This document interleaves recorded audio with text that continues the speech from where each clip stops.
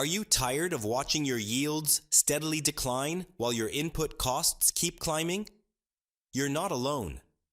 Countless farmers across the country are trapped in this frustrating cycle, fighting against depleted soil, persistent pests, and stubborn weeds that seem to grow more resistant every season.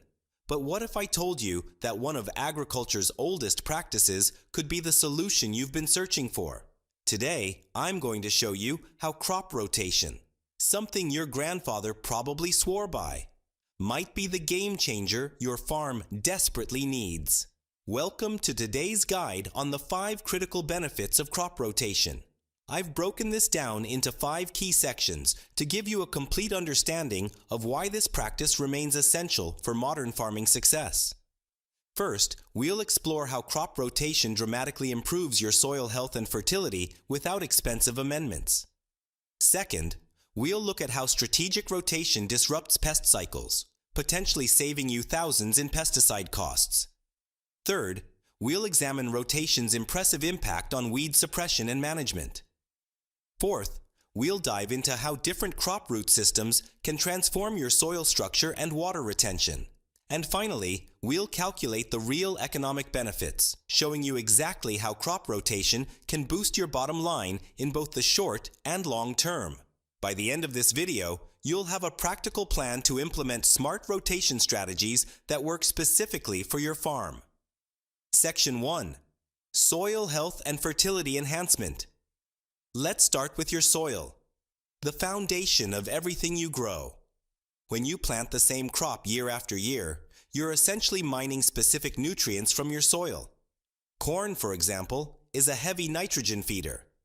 Plant it repeatedly, and you'll watch your nitrogen levels plummet, forcing you to apply more and more synthetic fertilizer just to maintain yields. Crop rotation breaks this cycle. By alternating between different plant families with different nutrient needs, you allow your soil to recover naturally. This isn't just theory. Studies show that proper rotation can increase organic matter by up to 15% over 5 years. The real magic happens when you include legumes like soybeans, peas, or clover in your rotation. These plants partner with rhizobia bacteria to capture atmospheric nitrogen and convert it into forms your next crop can use. A good legume crop can add 40 to 80 pounds of nitrogen per acre. That's fertilizer you don't have to buy. But nitrogen is just the beginning. Different crops also influence phosphorus and potassium availability, micronutrient cycles, and soil microbial diversity. The result? A self-sustaining system that requires fewer inputs while maintaining or even improving yields. One farmer I worked with reduced his fertilizer costs by 30% within just 3 years of implementing a strategic 4-crop rotation. Section 2. Pest cycle disruption. Now let's talk about one of farming's biggest headaches, pests. Most agricultural pests are specialists, evolved to attack specific crops. The corn rootworm, for instance, lays eggs in cornfields, expecting corn to be planted there next season for their larvae to feed on. Plant corn continuously, and you're essentially setting the table for these pests year after year. Crop rotation throws a wrench in this cycle. Rotate from corn to soybeans, and when those rootworm larvae hatch, they find no corn roots to feed on and starve. It's that simple. The numbers here are compelling. Research from the University of Illinois found that a simple corn-soybean rotation reduced rootworm damage by up to 90% compared to continuous corn. That's without a single drop of insecticide. This principle applies to countless pest-crop relationships. Rotating away from host crops interrupts reproductive cycles, reduces overwintering success, and decreases population buildup. Even 2 years between susceptible crops can dramatically reduce pressure from persistent pests like soybean cyst nematode or wheat take-all fungus. The beauty of this approach is that you're not trying to kill pests directly. You're simply removing what they need to thrive. This reduces your dependence on chemical controls, slows resistance development, and preserves beneficial insects that actually help control the pests naturally.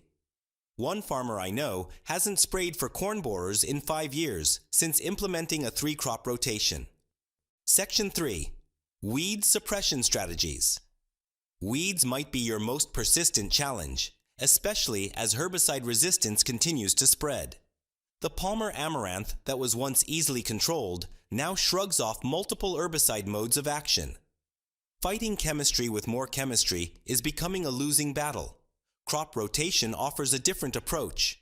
Different crops create different growing environments that prevent any one weed species from becoming dominant.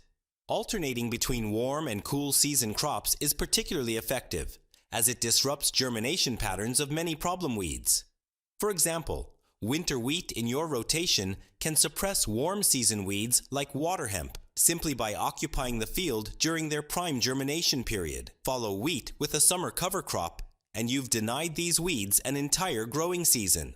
Rotation also allows you to vary your herbicide programs, incorporating different modes of action that prevent resistance development. You can use herbicides specific to each crop that target different weed species at their most vulnerable stages. The competitive nature of different crops matters too. Rye and barley are naturally weed suppressive through both competition and allelopathy. They actually release compounds that inhibit weed growth.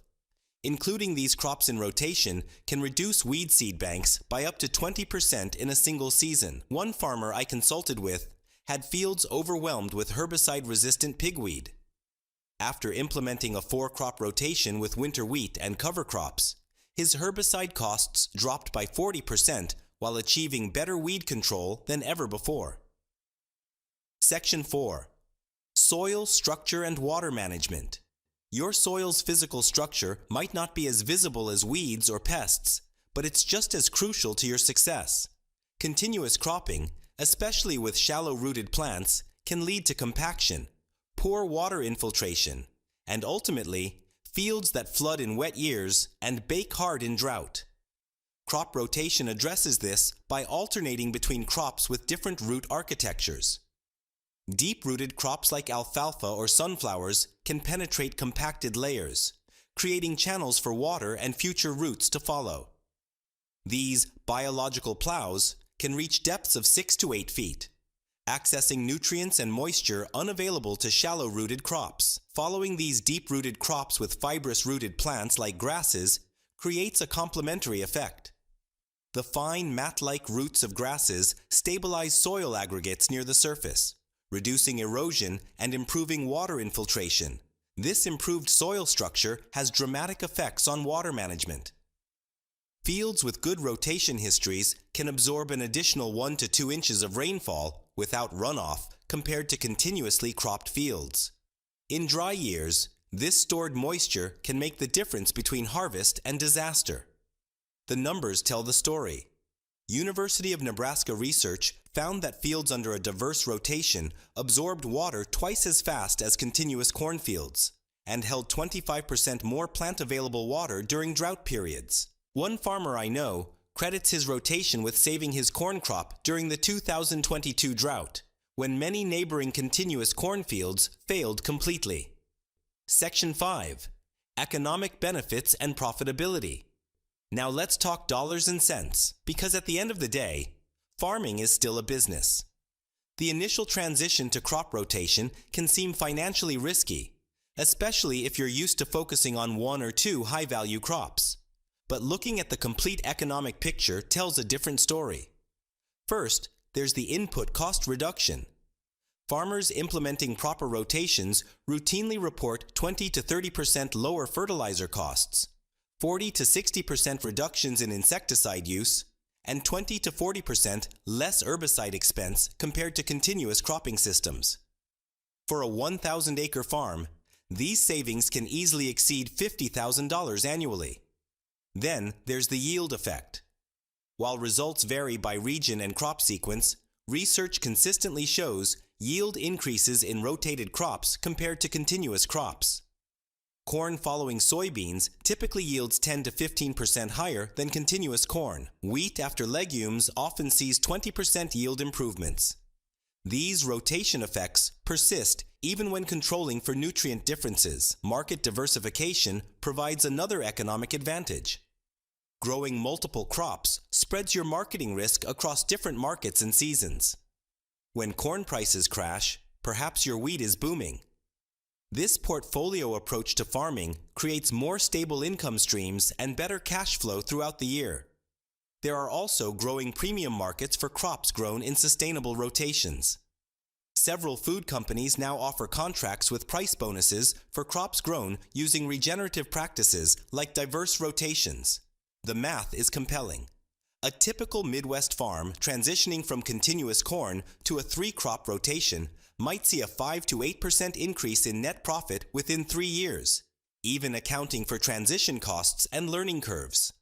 One farmer I worked with increased his operations net profit by $85 per acre after fully implementing a 4-crop rotation. Final words. As we've seen today, crop rotation isn't just an old-fashioned practice. It's a sophisticated system that addresses multiple challenges modern farmers face.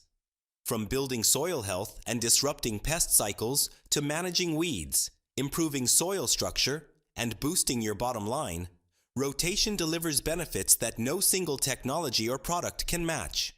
The best part? You can start small.